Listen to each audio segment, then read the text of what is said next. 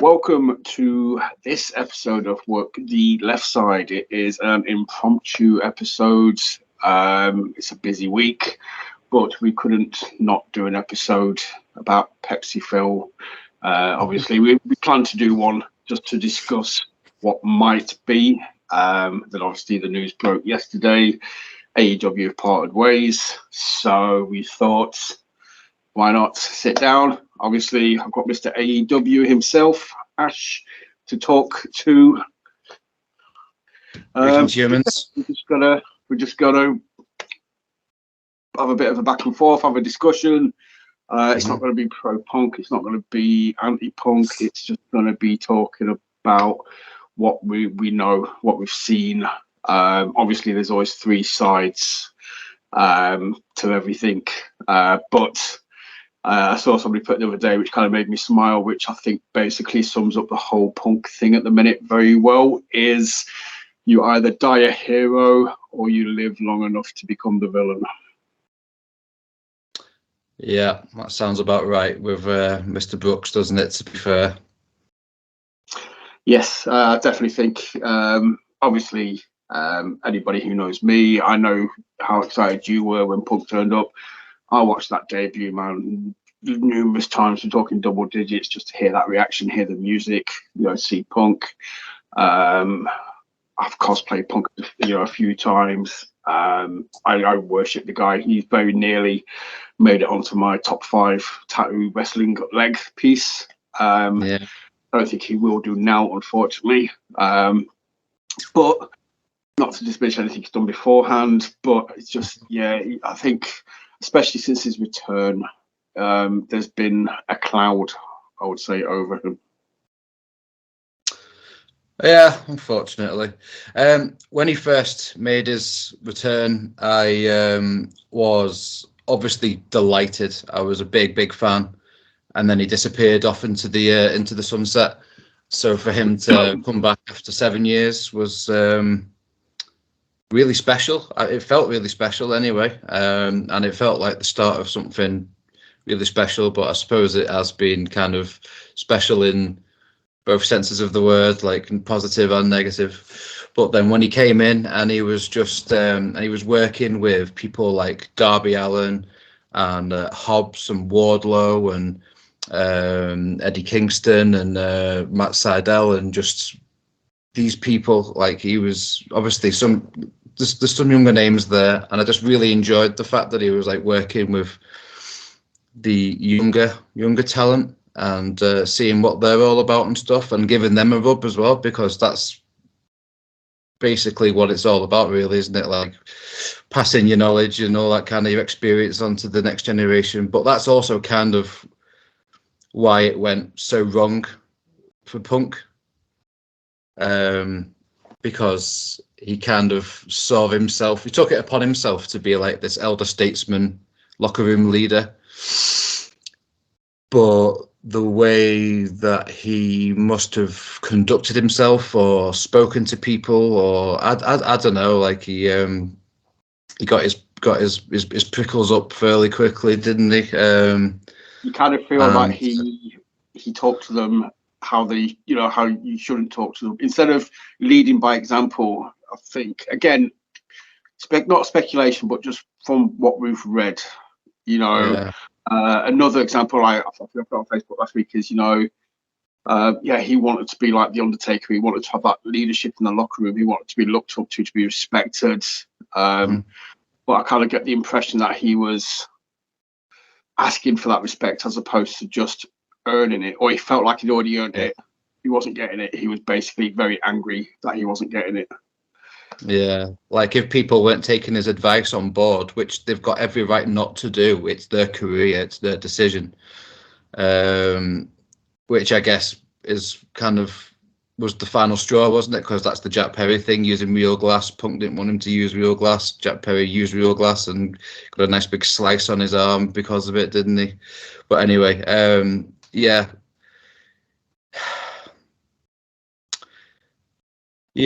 I mean, like, he's definitely somebody that kind of demands rather than kind of commands respect. And he can't switch off when people don't want to take his advice, kind of thing. I mean, it could be completely out of respectfully, I'm going to do what I want to do, but I appreciate your input, kind of thing. But like, I don't know. He sees his arse so quickly with people, and it's just in his nature to argue the toss. So, yeah. Which, yeah. Sometimes it's a good quality, but in other times you've got to be able to dial it down, turn it off, kind of thing, or just be a bit more understanding. I mean, the pro punk aspect is the guy is very good at bringing awareness to like the LGBT, the trans, the important social stuff. And fair play to him for that. Love him for that. He was the voice of the people.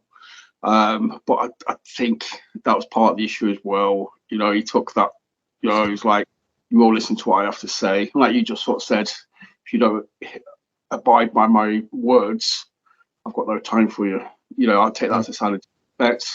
And yeah, he gets his back up very easily. It sounds like. Yeah, it's a shame. I was going to mention those the t-shirts and the support for all the good causes and stuff like that. Yeah, good stuff. I mean, it's really hard. I've kind of got like this big kind of like word soup thing going on in my mind, and I'm just trying to like figure out what to say, because I've been mulling over what to say and how to approach this like for like the past 27 hours or whatever it was when the news broke. It was probably about this time last night, in fact.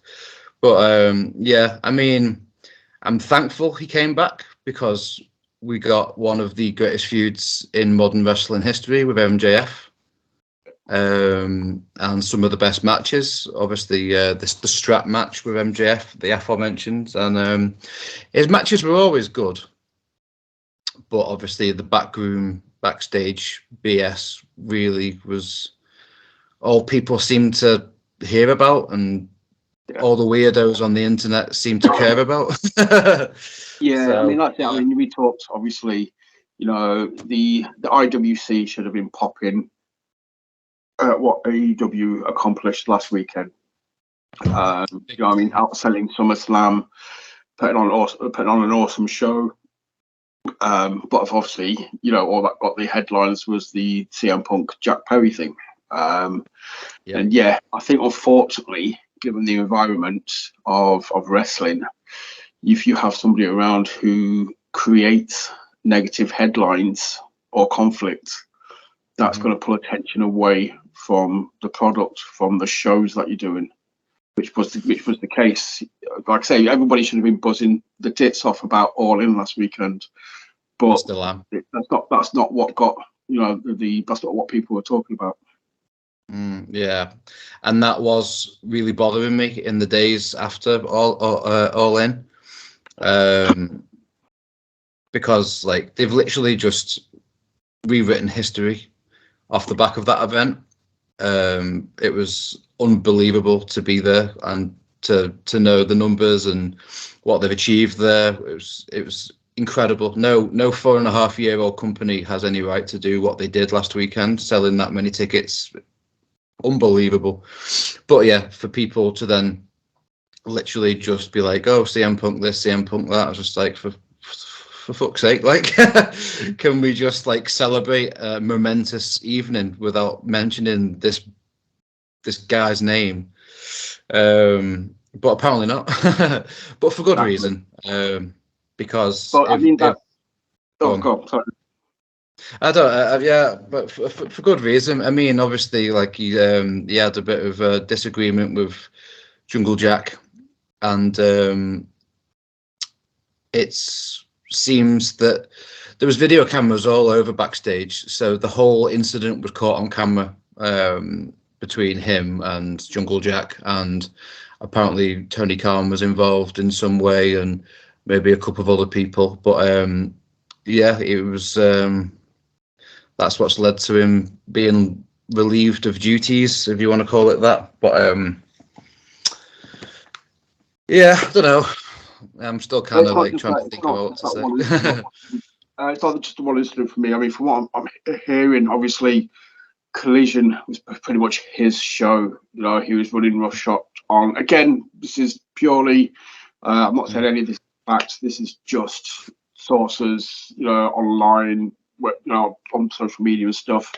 But you're hearing reports, you know, like Christopher Daniels, Matt Hardy, numerous guys weren't even allowed on Collision set because Punk had beef with them, and they were just like, no, you're not allowed to. You know, it basically had created a split in the roster on from Dynamite to Collision kind of thing. Collision was basically his show, which he was kind of, you know, dictating over. And you can't have one person in a company be that way. No, it's detrimental to so many aspects within the company. I kind of got. I mean, after the whole brawl out thing happened last year, like was I was hurt by that, like on a really deep level. Like it really upset me, probably more than it should. But like obviously, I've been a day one fan of AEW, so to then see all the negative shit following them around for however long it was through this needless like vent session that Punk had. I mean, there could be multiple reasons for all that kind of stuff, but I wanted him gone after that because I was just like, how can you keep your job after burying all the guys that this company's built around? You know what I mean? Yeah. And stuff. But then, obviously, from a business standpoint, Tony Khan spent a lot of years trying to convince Punk to come back. So I kind of understand it. But it was literally just over 2 years. I think it was like 2 years to the day, like a couple of weeks ago or something like that. So literally just over 2 years since he made his big comeback, and now he's gone. Yeah, it's a crazy time. I can't undersell. Like I said, I don't want this coming across as pro Punk or anti Punk or anything like that. We're just sort of discussing the company, you know, having an employee that potentially causes this kind of aggro. And I can't stress enough, you know, I am a Punk guy. I've got several items of merch, 100 pieces of artwork that I've drawn over the years, just Punk related. Yeah, he's the guy who got me back into wrestling in like 2012 after I'd been away for a few years, kind of thing. You know, that whole summer with Cena, man, that got me back into wrestling. Yeah, you know, I'm good. You know, if this is the last we see of Punk, I would have loved for him to have got totally behind AEW and not stick it to WWE because, you know, I'm not territorial. I don't dislike one or like the other. You know, I just like wrestling. But in Punk's mentality, I could have seen him be like, you know what, screw those guys. I'm going to make this company a fucking success. Yeah. And I'm going to sort of prove them wrong by making this company huge. And he should have, yeah, I'm just good. That's how I saw it playing out. I saw, you know, AEW being elevated on the back of Punk being there and him just doing everything possible just to, you know, make them a rival. I mean, the potential was there, and he was basically quite literally given everything he wanted in AEW, but he still managed to find something to get upset about and squandered it away.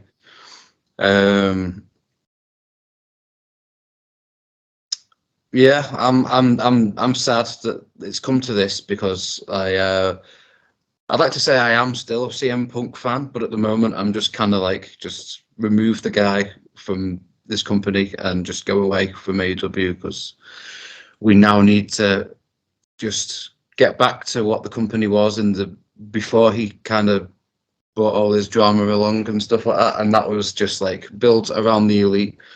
Everybody gets on for the most part. And yeah, just positive vibes. No, definitely. At the time, all the pay-per-views were smashing it, and there were loads of good signings and stuff like that. And obviously, like I said earlier, Punk coming back was a huge deal, but yeah, unfortunately, it's come to this, and I'm lucky enough to say that I got to see CM Punk's last AEW match live, maybe even last pro wrestling match ever live. So I will cherish that, but I will say that his drama and behavior and all that kind of stuff, it has really diminished my opinion of my view on him, really. But like I said, I'm thankfully he came to AEW and at least I like to think he tried. I tried to be nice. I just can't. But yeah, I'm happy we got to see it, but the experiment failed, in my opinion, and the best thing happened for everybody. Really, just cut ties and move swiftly on. No, definitely. I think, like I say, obviously, over the last week, it's what people have been talking about. And I quoted somebody, shout out to Tony Norton, who credited somebody else for saying it, but I got it from him. And it was basically something along the lines of, CM Punk. You'll see this on the graphic. It's what's inspired the graphic for this episode. But, CM Punk thinks he's like Bret Hart, but he's actually acting like Shawn Michaels circa 97. Yeah. He's basically lost his smile, man. He wants to think he's the best there is, but he's acting like a degenerate. Yeah, for sure. He's just an abrasive dick, really, isn't he? Yeah, I mean, he's a very, very, very, very talented pro wrestler. He's a great storyteller. He's a great wrestler. I'm sure he's great to work with if he likes you. But yeah, it's just not worked out whatsoever. And yeah, he's probably has lost his smile, to be fair. But I do worry that his mental health's probably not great. But that's just sheer speculation on my end, because not many people are this prickly without not being very happy people. You know what I mean? Yeah. I mean, on the plus note, he gets to go home and cuddle AJ Lee. So life ain't that bad. Yeah, true, sir. True that. And he's got doggo called, my words, Larry. He's got the doggo Larry, who's a fugly little pup, but yeah, all good. But no, as well. Yeah, I don't know. I mean, obviously, on the flip side, don't believe everything you read, don't believe everything you see, because I saw one thing about him and Miro having a confrontation after All In or something, and then read into it elsewhere. And what this original report left out was, that they basically hugged and made up 5 minutes afterwards, kind of thing. They talked it out, and they were hugging and laughing 5 minutes later, kind of thing. So don't take everything. Obviously, that's a very easy story to cut in half and just portray Punk as an absolute, twat in that sense. So, I mean, this is the issue, is when you've got so many people backstage, is that you can get so many different takes on one situation from, wrestlers and production staff and friends and family might have been back there at the time and stuff. You just don't know, to be honest with you. But with regards to news stories and stuff like that, I think CM Punk himself has been quite guilty of leaking stories to Nick Wrestling. He always seems to, recently especially, he seems to have gotten a few little nuggets of information, and apparently it's come direct from Mr. Punk. That's healthy in itself, to be talking to the sheets or whatever you want to call it, and yeah, it's an entirely weird situation that we found ourselves in here. It's very, very toxic, and yeah, fucking hell, I'm finding it all a bit it's blown me away a little bit, to be honest with like the whole how it's turned out and how good it was with the MJF feud. It was so good. It was like must see TV. It really was. And then it's just kind of dwindled into this, and now he's gone. So That's it. yeah, Which is why, you know, the opening quote, the die a hero, live long enough to become a villain, I think is very, very apt. So, right, it's not going to be a full length episode. It's not going to be something that we break down, analyze, and do X, Y, and Z. But basically, to kind of summarize, I think I know the answer to this based on what you've said already. But were AEW right to cut ties, just to call, like you say, it's a failed experiment. It's done. You know, let's crack on our own separate ways. Yes, 100%. Like I said earlier, I kind of wish that they'd done it after All Out last year. But yeah, they didn't, and it's been another year of tumultuous behaviour, shall we say? And how many guys has Punk fallen out with over the years? Like seriously, like Triple H and Vince McMahon, they were right. He's not worth the hassle. I mean, and then he's come over to AEW, and I mean, Seth Rollins said after the All Out thing last year. And he said, I think the reporter was asking him something about what does he think about CM Punk, and he's just like, failure or cancer, like outright said that, which I thought was a bit shocking, but it's been proven to be true, unfortunately. So, yeah, 100%, it was the correct decision, and yeah, it's time to dust ourselves off. Hopefully the All Out tonight is sick. I'm sure it will be. Yeah. And Danielson's back, which is great. Earlier than anticipated. And yeah, there's lots to look forward to, I'd imagine. So all good. With Ospreay contract comes up in 6 months, so wink wink, nudge nudge. But yeah, I think somebody else pointed out, which kind of in hindsight now seems really ironic, but if you remember the CM Punk Kingston feud, you know, Punk going off at Kingston, calling him, you know, saying that he sabotaged his own career, you know, he was just like, and it's just like pretty much everything you've been saying to Kingston is pretty much ringing true now for yourself. So, you know, maybe Hangman as well. Do you remember when Hangman said, I'm trying to save this company from you? Yeah. This is exactly what he was referring to, like the poisonous backstage drama behavior. And it's easy to kind of dismiss Eddie Kingston not liking somebody because he fucking hates everybody, let's be honest.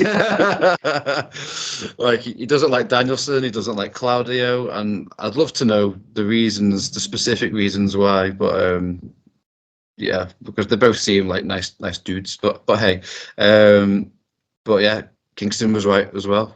Nailed it.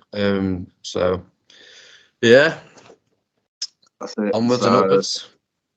That's it, man. So yeah, obviously, like you summed it up perfectly. It was an experiment. It could have gone two ways. If it had gone the other way, it would have been amazing. It didn't. Write it off now. Let's crack on. AEW still have an amazing roster. I'm glad we got Punk versus Ricky Starks a few times. Thoroughly enjoyed those, and I think it made Ricky look absolutely boss. You know, I love. You know, he's absolute. You know, it's not just a catchphrase. So hopefully on the back of that, something good comes out of it, and Ricky looks more like a main eventer now. You know, we've seen another side to him, and you know, yeah, he flourishes. It was supposed to be Starks and Punk in the main event for the Real World title tonight, all out, but obviously that's not happening. But thankfully, Danielson's been cleared, and he's got a sick match against the best wrestler of the last 20 years. instead. So that's amazing. I still hope Starks goes over. Gilbert. What, sorry? Gilbert. What? we never say never. But yeah, no. So yeah, going forward, AEW still got an amazing roster. We will do another episode at some point on something that we've discussed recently, which I think does need addressing. Again, though, it's got to be, it's not a besmirchment. I love AEW still, love what they're doing, love the roster. But somebody needs to talk about the momentum issue that they seem to have. But that's another episode for another day. I think we both kind of agree going forward, the company is going to be better off as it stands. Focus on the talent you've got. Focus on the talent that wants to be there, the talent that works together. I've talked to so many British wrestlers, these last 12 months, and it's just a polar opposite of what I'm reading about, like the AEW stuff with Punk. Is everybody's just super supportive over here of each other at the minute, and they're helping each other because they realise eyes on the prize. You get better, I get better. More people watch you, more people watch me, and it's like that. And I think that's what AEW was like for the first couple of years, and I think it needs to get back Very to that. much so, yeah. I mean, obviously, it has become more of like a much bigger entity. Obviously, that's bound to happen. But in the very early days, it was nicknamed All Friends Wrestling, wasn't it? So I'd like for it to get back to something resembling that, because if everyone's working together to push the company further up the hill to the further up the mountain and stuff, then teamwork is not gonna change the world with one person.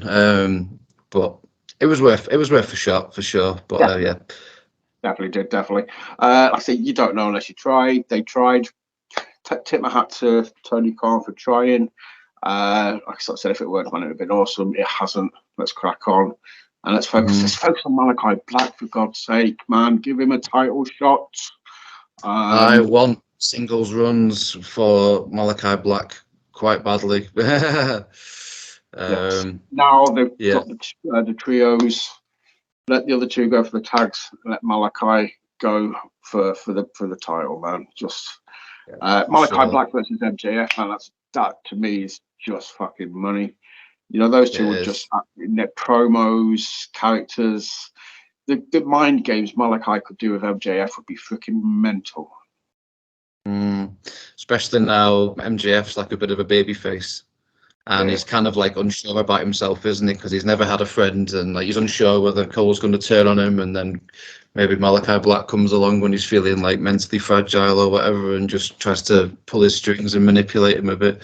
But yeah, I've been saying this for ages. I love House of Black, and I just want to see Malachi Black as a singles wrestler again for a while. Like that moment where Black and Omega were in the ring across from each other was a holy shit moment for me. That is a pay-per-view main event right there, and I need it in my life. Sure. This is the kind of stuff that we should be talking about. This is what AEW was back in the day. This is the kind of stuff that the IWC should be doing when it comes to AEW. We should be fantasy booking the shit out of it. We should be talking about the potential matches. We should be talking about X, Y, and Z, not what Phil's been up to. So now we can crack back on with that, and we can fancy book the shit out of it, have a smile on our face, and just enjoy the product, and fuck people who just want to pop at it for no reason, just because they're bored. Just enjoy the product. Exactly. Enjoy the product. Don't watch it. It's easy. I don't like fucking rugby, so I don't talk shit about rugby because I don't watch it. I don't like it. I know it's a bizarre mindset to try and understand, isn't it? Just like, I don't like parsnips, so I'm just going to talk shit about parsnips on social media all day long. It's like, you are absolutely nonsensical. Just try and fill your life with positive stuff rather than just being a miserable slag. Don't feel wanky, you'll feel better. Anyway, on that note, that's my closing line. That's my soundbite for the episode. Parsnips. CM Parsnips.